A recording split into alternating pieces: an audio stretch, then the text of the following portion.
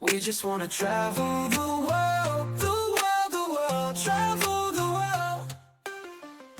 Today on Our Offbeat Life, we're joined by someone who has truly redefined what it means to live a life on your own terms. Cassidy Crowell of Living Unconventionally left behind a 9 to 5 to just travel the world with her family, unschooling her children, chasing sunsets, choosing presence over pressure.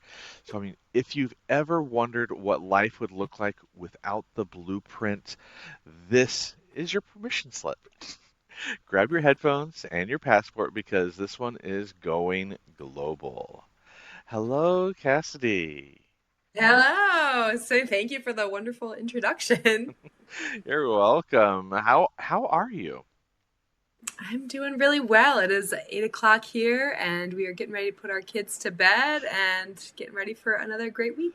I love it. We're on totally opposite sides of the world and able to have these types of conversations. Where are you joining us from today? I'm in Grand Junction, Colorado, here in the U.S. Very good. And I always like to start and give our listeners a chance to get to know you. So let's start with a little icebreaker. Are you ready? Okay. Yeah. Water, coffee, soda, or tea? Coffee. Me too. Yes, I got it right here. Where do you prefer to relax, the pool or the beach? Oh, the beach for sure. Okay, all right. Cat person, dog person? I'm not really an animal person, to be honest. Okay. Where do you feel the most alive, the city or countryside? Ooh, I'm a mountain gal. Mountains, yes. That makes Yes. sense. Unlimited free flights or a magical RV to take you anywhere? Unlimited free flights. Yeah, okay. And if your family had a travel theme song, what would it be and why? Oh my gosh, that's so funny. What a crazy question.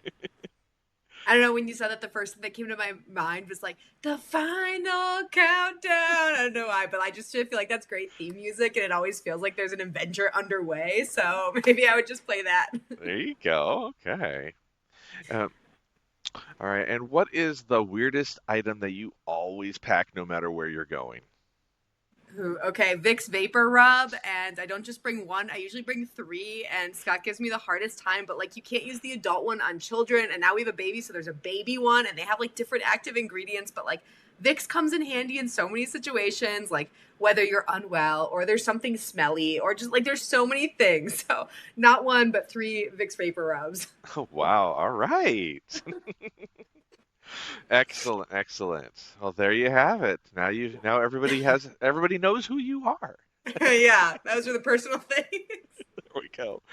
So let's kind of get into it. You said that you were called to live differently. Was there a moment or maybe a road trip during bedtime with your kids or something that made you said that this is it. We're doing this. Well, so I got pregnant with my oldest when I was 19 years old. I had just come back from 6 months of travel, and I was like really high on life and excited to do more traveling. I had spent, the previous semester studying at University of the Virgin Islands. I had hiked the Camino, and I got home and I met Scott, my partner, and we were pregnant after like 6 weeks. So super quick. And for someone, at that age, I was like, my life is over. Like, it was really sad. It was like a really dark place, and I don't know, there was like a funk for a few months. I would say some funk, and I kind of had to overcome that and just make like a firm decision for myself, like that wasn't the end of our life, and we're going to just create a different life, an unheard of life that involves all the things that we want to do regardless of like being young parents. And yeah, I guess that was kind of the motivation, inspiration. Oh, all right. And so then what role did fear play at the beginning of your journey, and how do you relate to it now? Yeah, there was definitely a lot of like overwhelm and like just nervousness that this beautiful season of life I was in for these past few months traveling was coming to, excuse me, like a halt. And definitely scared that it was over and needing to make like a firm commitment to ourselves and, for me, to myself, to make sure like this wasn't the end and it didn't have to be the end. And I would say today, whenever I do feel like scared of things, I feel like that's like a sign to lean that way, embrace that direction more, because that's where all the good stuff is. Embracing the fear. I like it.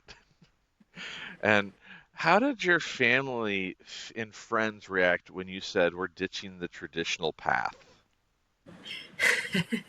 I feel like just they were getting shockwave after shockwave and they totally weren't surprised by that point. It's just been in a slowly unfolding over time. Like first it was like, oh, we're pregnant. Now we're doing this and now we're doing this. And oh yeah, he's not going to go to kindergarten and we're going to go do this. Like I feel like they're expecting the unexpected by now.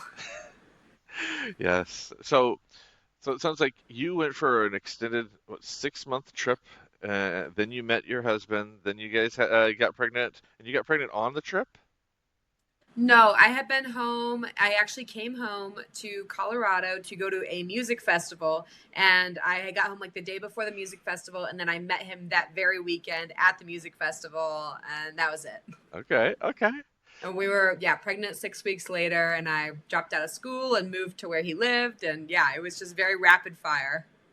Wow. Oh. And so, kids while traveling, that's what people like to hear, what their kids are going to learn, what they're going to do, what life on the road or not in a traditional schooling sense is going to be like. So, what's the most surprising thing that your kids have learned on the road that they never would have in a classroom? Wow. I feel like there is so much that you can learn in a classroom, but it just goes in one ear and out the other, and it's not like solidified in that same way. And there was one year, a couple years back, where we had spent the beginning of the year in the Dominican Republic, and we were witnessing like the whale migration down there. The great northern humpback whales come down and they have their babies in the warm waters in the Dominican Republic, and then they go back north to feed the other half of the year. So we were in the Dominican Republic. We saw the babies. It was amazing. 6 months later, we were in Iceland and we saw them at the other end of the migration pattern. And it was like a full circle moment to like talk about this happening. They actually saw it. They saw the whales here and they saw them here. They saw the baby and they saw them back here to feed in the cold waters, and like going to the whale museum directly after the whale trip. It just really solidifies that this isn't just like a story. It's not just something we talk about or something in a book. Like it's right here. You see it. Like you went there and you saw them at that side and now you're seeing them at this side. Oh, yes. That's crazy. Yes, because especially when you see in one and then you see at the end, that's pretty cool. Full circle. Full circle. Do Yes. do your kids help you plan where you go next? Like how much say do they have in the adventures? So our most recent adventure to Australia was kind of the first trip where it was a place like they really wanted to go. They've been young. Our oldest just turned 8, but he was 7 on the trip. And so kind of up until this point, they don't have a profound, deep knowledge of like places they want to go. They don't really have their own bucket list, but they have a couple places that stand out in their minds. And one of them was like Australia to see the cool animals. They wanted to see koalas and kangaroos, and our middle boy, Isle, really wanted to go to the Great Barrier Reef. And we saw a flight opportunity with good flights, and we were like, heck yeah, like we're going to Australia. And it was awesome. And we're like, we got to let them, have some say more often because they picked a good one. Yeah, we missed out on the Great Barrier Reef while we were there. Next time, though, we spent a lot of the time on the down near Melbourne and some of the other Okay. stuff. So yeah, It's so big. I mean, it's impossible. We were there like 5 weeks in Australia. We barely scratched the surface of the East Coast. yeah. And how do you fight like those big trips like that? How do you fight with like jet lag, or how do the kids handle all that? Honestly, the Australia one was like the worst jet lag we've had, just because we do have the infant now and the way back was tough. But on the way down there, we stopped in Hawaii for a week, which the time zone was 21 hours different. So really it's only like 3 hours different because the day changes. So it was actually super mellow on the way down, but on the way back, we were, a train wreck for like 4 days. And, we try not to sleep. We fasted for like 24 hours, just trying to give the body the old reset and be outside as much as we can. But like, it's not comfortable for a few days. And I just feel like that's, as many hacks as you do, like it's okay to be uncomfortable. It's not the end of the world. It's totally worth the trip to be uncomfortable with jet lag for a few days. Yeah, okay. Yeah, I know. I try to do shorter trips if we can because, like, I don't know. Like, we're trying to slowly go to the far areas, or we take a cruise ship if we're doing a long one. But that we have the time to do 20 some days at sea to get to Australia. Um, Yeah, that's a cool idea. We've seen those cruises online. I saw that on your YouTube page too, on the World Schooling on the Crowd. I think that's such a cool idea. We've never done a cruise, but I think that would be just so awesome. yeah. What about not just internationally? I know that you travel around the U.S. quite a bit as well, right? Yeah, I mean, we're based in Colorado, which I feel like is a vacation destination in itself, but we go spend a lot of time in like Utah. We go to Florida a few times a year just to see family and do the Florida things. Yeah, all over. We've been all over the US. We're very blessed in that way. I don't ever want to like turn up my nose at the opportunities we have here close to home with, just some endless desire to seek like super far, because we do have a lot of incredible places right here at home. So just, wherever we feel called in that season. I'm really hoping to get to the Pacific Northwest this fall for like the larches. We haven't been up there as a family, so I'm really hoping we can do like some Washington and Oregon later this year. That's awesome. Yeah, before we left to do international travel, we did one domestic trip every year. Okay. From the time we started, we got married, really. We actually did one domestic trip a year, then and one international trip a year. And then once we had our son, we kept that tradition going until we ended up leaving to go permanently abroad. So That's awesome. Wait, where were you based before you left? Chicago. Chicago. Okay. I was Yes. born in Racine, right over the border in Wisconsin. Very cool. All right, I've been to Not Racine too quite a far. bit. Yeah, Okay. very close to where I did boot camp in the Navy. So, Well, there you go. all right. And how do you navigate connection and socialization, especially during seasons when you're far from other families?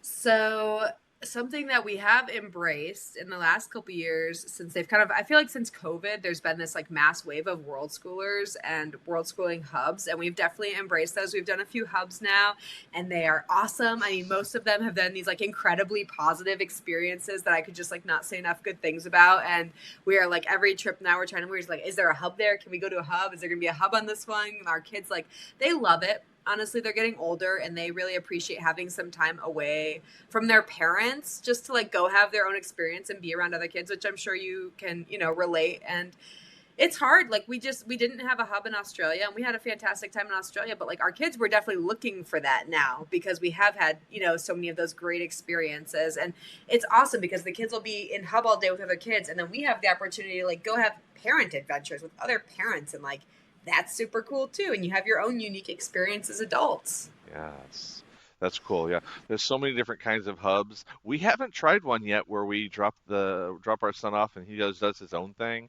But he does still in the ones that we do where we're all together doing a group activities. He stays over there with the kids that he's just made friends with. Instant bonds. Yes, yes. And Yeah, they thrive off that. oh That's yeah. awesome. And then we get adult time with other people that aren't just the two of us. And you need that. You Yes. need that in life, and it's great. Where have you done the all together hubs? Well, we've hosted two of them ourselves. Okay. One in Argentina, down in Buenos Aires. Not Oh, this so past cool. Christmas, but the one before. Uh, Cool. so Christmas of 23.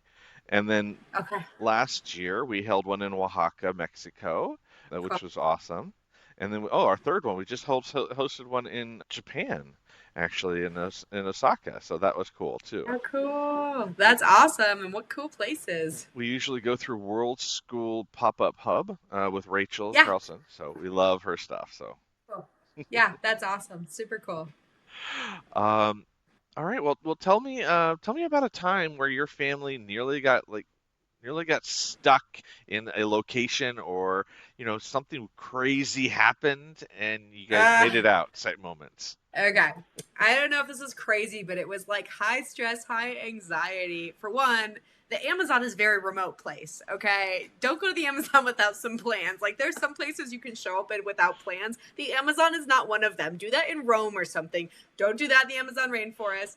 Anyways, we showed up there, and like I had communicated with an eco lodge, and there was a guy who was supposed to pick us up, and he picked us up. We waited at the airport for like an hour and a half. We're like, is this guy coming? I don't know. I got this one email from this random eco lodge, whatever. He picks us up, takes us to the boat docks, and we spend like an hour on the first boat, and that guy leaves us and sends us with the next porter guy, and then a taxi picks us up from this boat launch and drives us like in the backcountry of Brazil for like 30 minutes, and then puts us on a little tiny boat and goes down another river with no humans anywhere. I mean, we are so far down, so far away from anything, and this little boat takes us another hour down the river, like a little canoe-sized boat with some guy who only speaks Portuguese, like no porter, and we're like, okay, I hope we're going, like, we should have given our families more information before we left or where we thought we were going, because this is like one of those stories where we could most definitely disappear and nobody would have any idea where we were. Like us and just, it was our two boys at the time, and we're like, man, they're so happy-go-lucky right now. They have no idea, like, the anxiety that we are feeling and like the stress, like as parents of like, yeah, we have no idea where we are, where we're going, or who we're going to meet. But we're doing it, and we made it, and it was super cool, and it all worked out really well. But man, so stressful to not have, you know, more firm communication and plans locked in such a remote place. Oh, yes, definitely. Like, and so, like, what was like going through your mind when you were doing that? And like, did your kids, what did they think? Were they just like happy-go-lucky? Did they know anything was crazy was going on? They were like, I hope we see caimans. I hope we see piranhas. I mean, they're thinking about the wildlife, and we're like, okay, we told Grandpa Paul that if he didn't hear from us in 4 days to probably look into that. And like, he had no idea. I mean, we were supposed to be in Colombia. Now we were in Brazil because there's like an area, you know, across the border, whatever. Just crazy. I mean, just stressful of like, you really should tell someone where you're going to be, you know, especially if you're not having great plans. And I don't know, a place like that, you need to let someone know. Yeah. We always have Life 360 on our phones, and What's that? it's a really cool app where basically it's location tracking, but you can track your iPhone type thing, where where's my iPhone, but this is like for anything. So we have Androids, and anybody, like my mom, can look me up on the map. She can see where she's at, but then she can zoom in on where I am, and yeah, things like that. So if you give somebody access to it, they're in your life circle, they can see where you are. Life, it's one of my life travel hacks is you get Life 360 or something similar, and always stay connected. They're tethered to somebody else. So if something happens, I got it because when we were going originally to Indonesia, my mom was really worried. She's like, didn't know anything about that part of the world, and she's like, I don't want anything happening to you. So I'm like, here, you can watch where I'm at. You can zoom in if you want. You can see where we go in real time if you want. And that made her a lot more comfortable. Idea. Yeah. Cool. Yeah, I definitely need to look into that for our next adventure. That is crucial.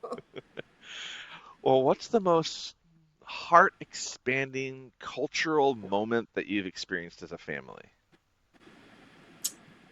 Goodness. Well, okay, so there's like definitely places that feel more vacation-y, and then there's places that just like, you know, really make or break you as a person. And like we went to Cuba when our middle child was 3 months old.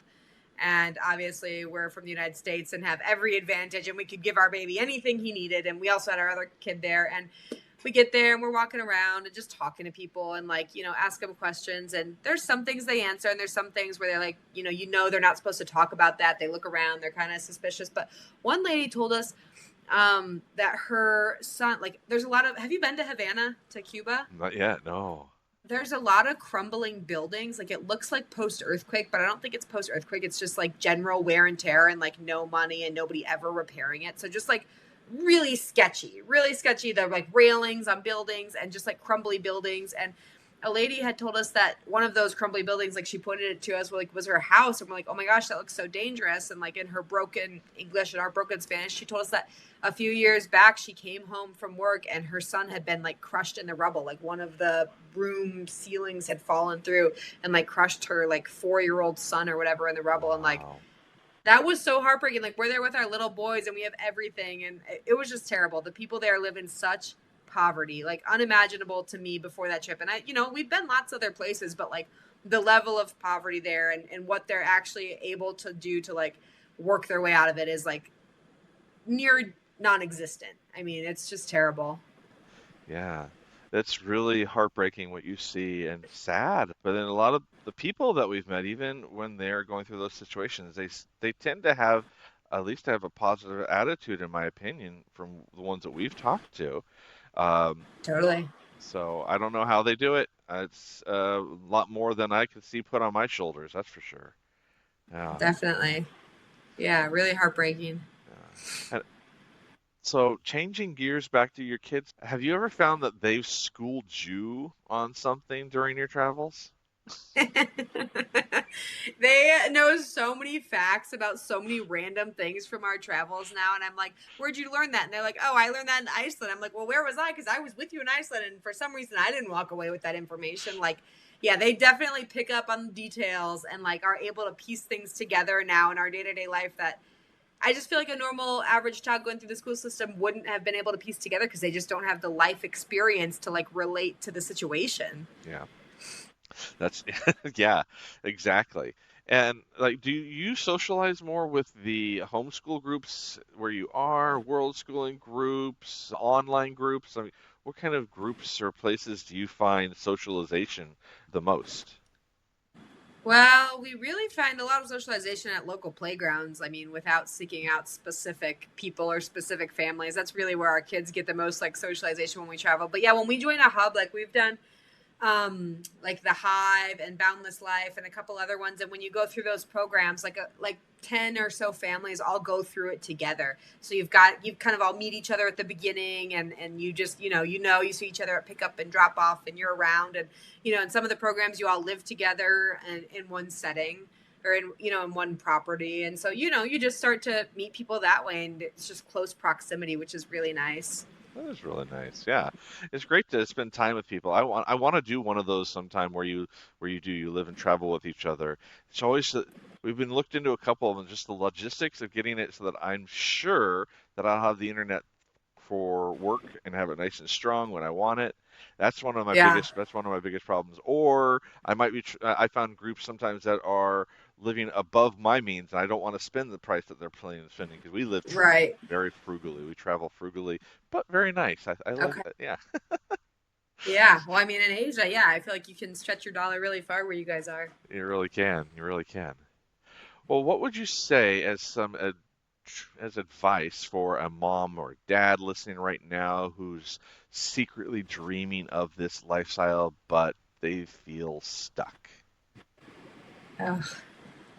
I think that's something people get hung up on is like needing to go all or nothing. And I think that you can ease into it. Like you were saying, you would do a domestic and an international every year before you set out on this like grandiose journey. Like, I don't think you need to sell it all and like suddenly have a grandiose journey to like call yourself a world schooler or like to embrace living an unconventional life. Like, you can totally start small. Like, if your kid's already in school, like go on summer vacation, like go on a big trip, join a hub, like just embrace some homeschool groups, even if you're not homeschool. Like there's so many ways to go about it and you don't have to like change it all overnight. You don't need a 180-degree change. It doesn't have to be like a rom-com, which is what it feels like. Like I feel like that's glorified on social media and you totally don't need to do that. You can totally ease your way in and dip your toes in and see what you like and what you don't like. And that'll really help you kind of navigate what's going to be best for your family. Yeah, definitely. And I know that you've embraced the social media side of this lifestyle also, it seems. You've got a great following. You got some really We cool try to. videos. It's fun. It's so fun to catalog our adventures, especially like on YouTube to be able to go back because our kids, like I don't show our kids like our Instagram videos, but like on YouTube, like our family videos, like I go back and show them and they can watch themselves grow up. Like we have them from the time our oldest was 10 months old. So like, he's 8 now. I mean, there's just like a great catalog of like, oh, he was 2 and now he was 5 and now, it's so cool. Yes, I need to get better at posting. That's one reason why I want to post more of our videos is so that when he's older, he can look back at that.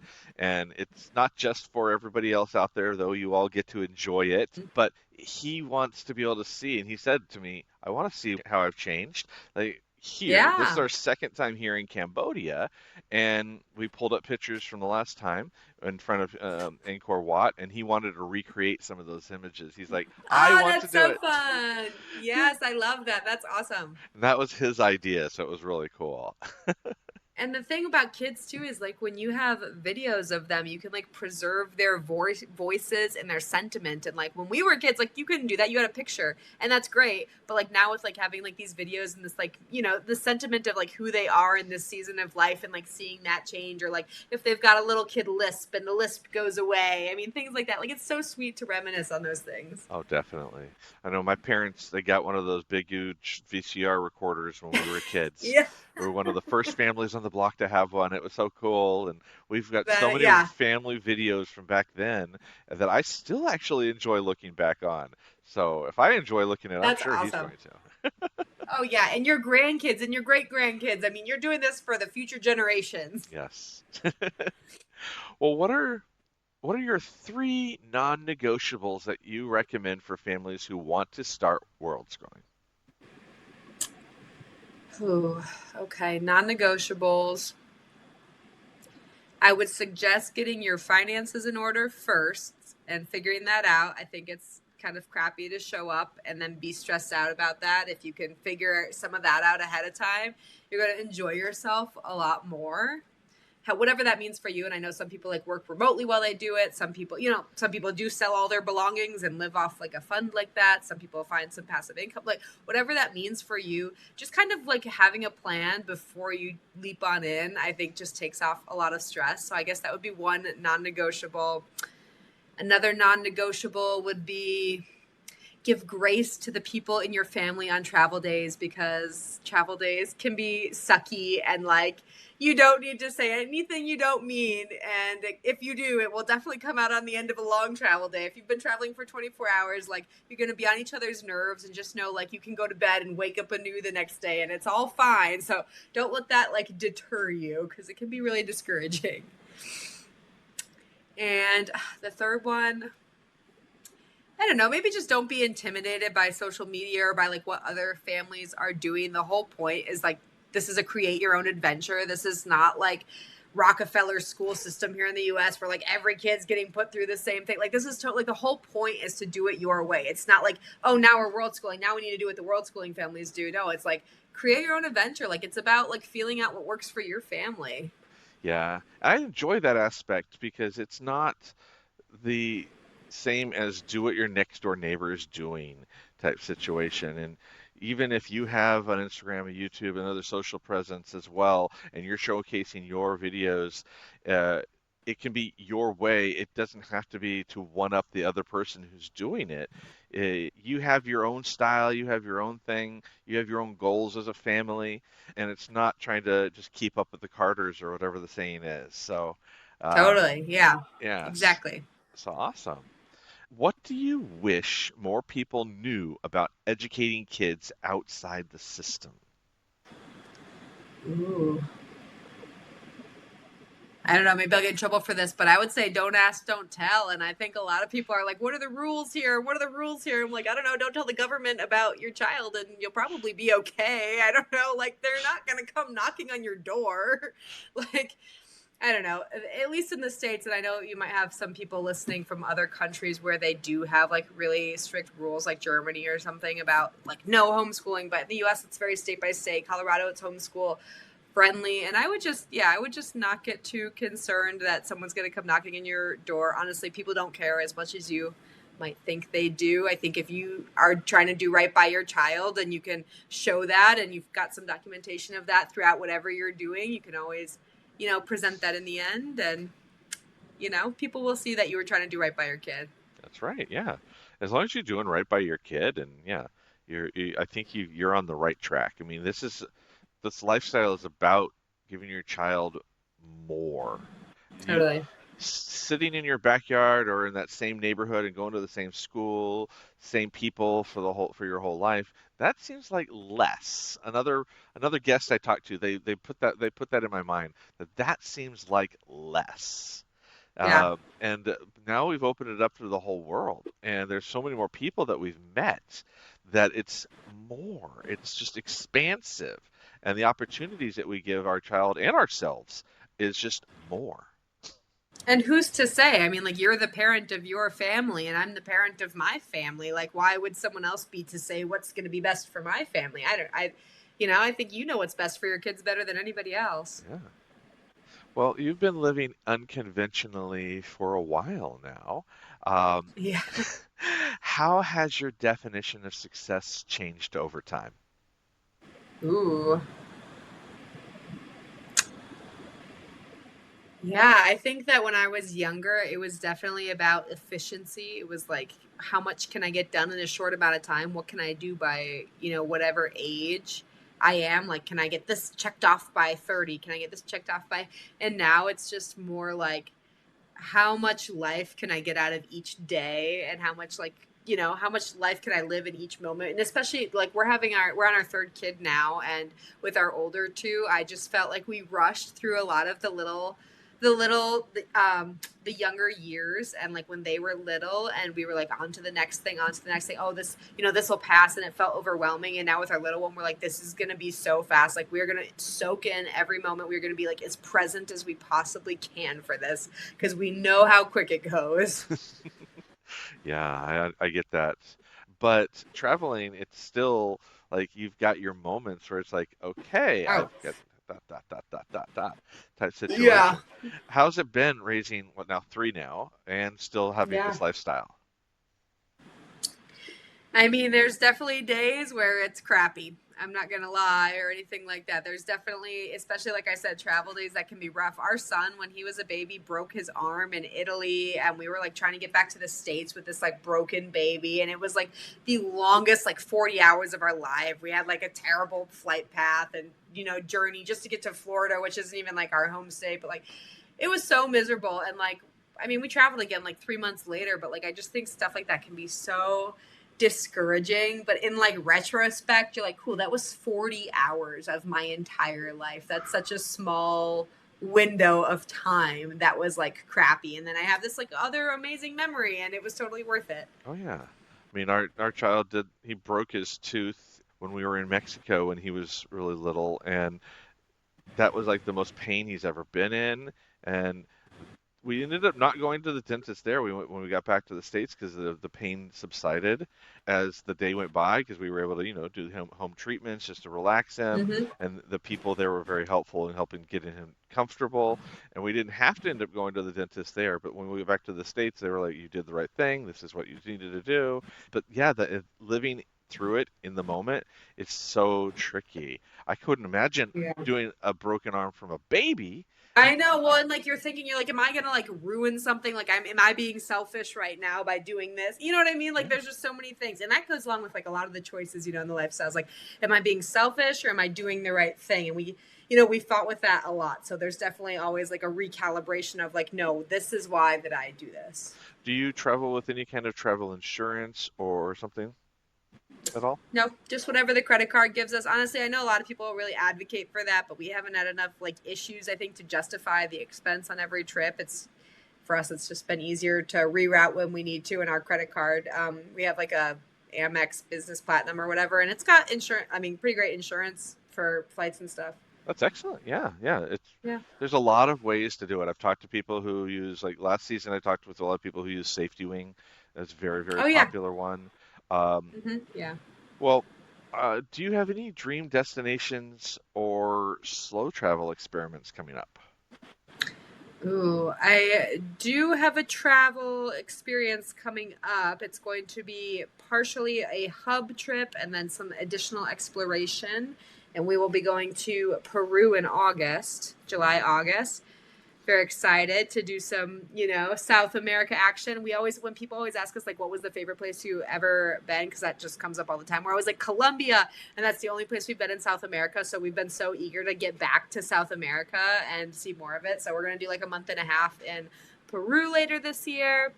And beyond that, I think like top of my bucket list, there's so many amazing experiences out there waiting, but for me, it's about organizing them in the right order. And my kids are little, so I want to embrace like the little kid experiences right now. And I really want to get to like the Christmas markets in Europe and like the Santa Claus village up there and Arctic Circle, like while they're still little and while Santa Claus is still like magical to them. Yes, exactly. Yeah, we're either doing like something like that this year or next year. I want to do it next year because we're doing different Christmases in different continents and things like that. And I want to finish So out fun. with that would be amazing. Finishing out with the big Santa Village thing. Oh yeah. Yes, that'd be so cool. So cool. Well, if your kids wrote a memoir about this life, what do you hope the title would be? I don't know. Yeah. I'm stoked on the adventure. I don't know. Like I hope that they're excited about traveling when they grow up and they're not like fed up with it from, just being, tugged around as children. And I think that they will be stoked because they seem to have like a really positive experience on each of these trips. But I just really hope they have the same like stoke for the experiences and the adventures that we have. That's a good way to put it. I like that too. Yes. Okay. And I wanted to give you a chance also to plug all of your stuff that you've got so much things going on. You want to tell everybody out there what it is that you do, what you have going on in your life, and how they can get in touch with you? Sure. Yeah. So you can find us on YouTube, Instagram. We're on TikTok, but honestly, find us on YouTube or Instagram. It's better that way. We're living unconventionally.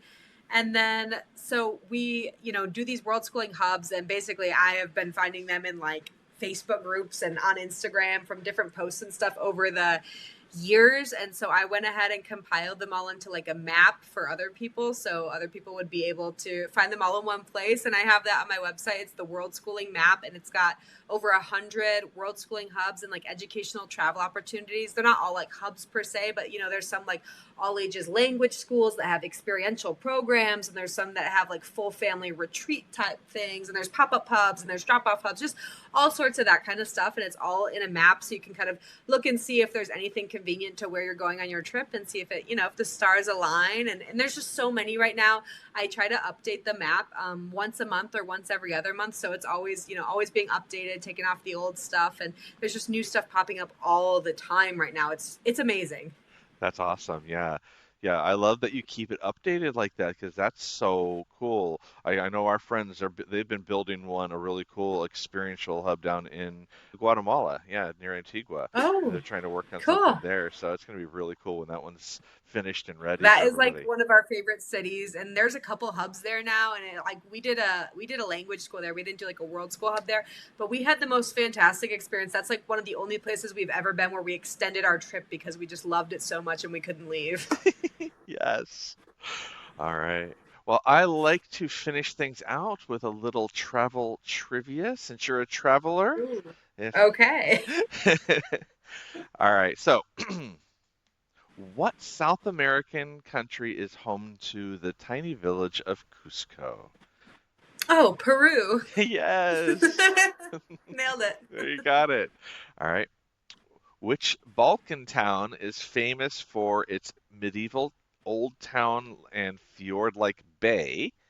Oh, Kotor. yes, Kotor. Yes. A lot of times people call it the southernmost fjord in Europe, so it's really cool. Oh, yeah, I love that. What is the name of the coral reef system visible from space? Ooh, the Great Barrier Reef. Yes. Now, Bansko, Bulgaria is a surprising hotspot for what kind of digital nomad lifestyle?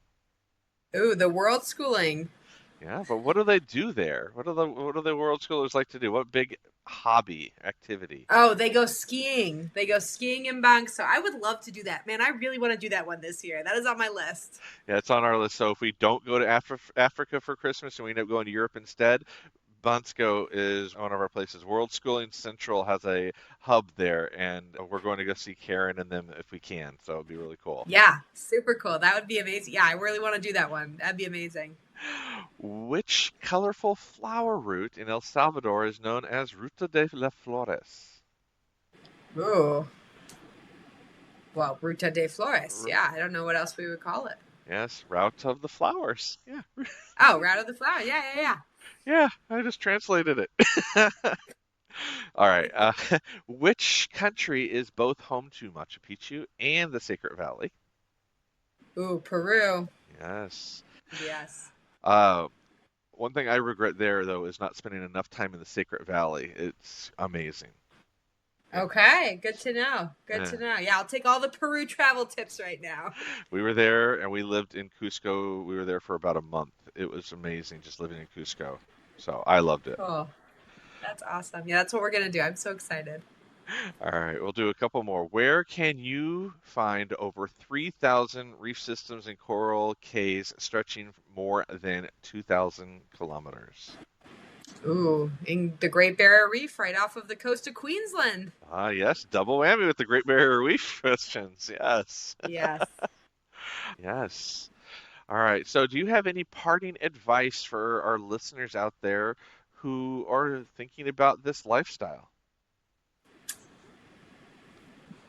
If you have something on your heart, then you should pursue it because it is there for a reason. It's there for a reason. Yes. Very good. I like that. That's a good way to finish this episode out today. If you've got something in your heart, it's there for a reason. Something out in the universe is putting this in your path, and maybe you should explore it a little bit more. If you're out there and you have questions about this type of lifestyle, we interview folks like Cassidy every week, and we're talking to them. We've got their stories out there. They keep giving you their information. Reach out to somebody who inspires you. You can always reach out to us as well. We're happy to answer questions about getting into this lifestyle and where we recommend you start or how you start if you have questions along those routes. But the important thing, I think, is to, follow your heart. Get out there and do it. That's a great idea. Absolutely. Well, thank you, Cassie, for your time today. It's been awesome. I have enjoyed our conversation, as I'm sure our listeners have. Thank you very much. Thank you. I really appreciate it. It's so nice to meet you. Take care, everybody.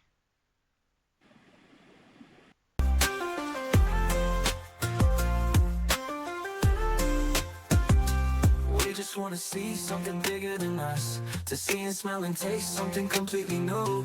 We just wanna travel the world, travel